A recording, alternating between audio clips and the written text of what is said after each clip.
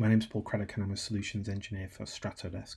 And today I'm here to talk to you about a probably little known feature that's built into our product, but I really want to highlight this as part of our new out-of-the-box experience, and that is the ability to use your email address in order to locate your NoTouch Center environment. So for this to work, your NoTouch Center environment realistically has to be publicly available via an FQDN. And in the past, you would have configured this using your DNS service records.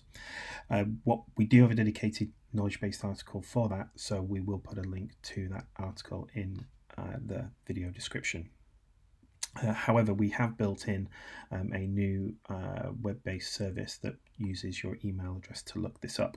All you need to do is to let us know the address of your NoTouch Center environment, and then everything else will just work flawlessly. So as you can see, this is a virtual machine, but it's simulating a device that's been shipped to a user where it's not previously been configured to your NoTouch Center environment. I then have my NoTouch cloud environment, and I have a group here called remote users, and I'm using a static profile in order for it to pick up its configuration settings, including the fact that it should reboot on its first configuration transfer. So for this to work, the user simply has to go through the setup wizard, accept the end user license agreement. They'll then use the central management, and you will see here that the management URL is just set to the default of TCMGR, but in fact what we then want to do is to use our email address. So I'm going to enter my email address,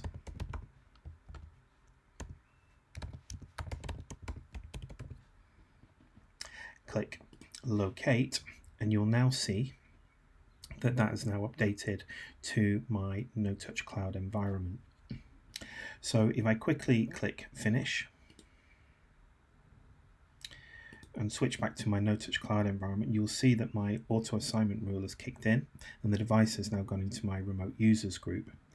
If I now just quickly switch back to my virtual machine, which is now rebooting, but once this reboot is complete, it will now have my fully configured parameters and is able then to be used by the end user. So whilst that is just happening, just to kind of show you, so if I now just click on the device, it's also showing my public IP address.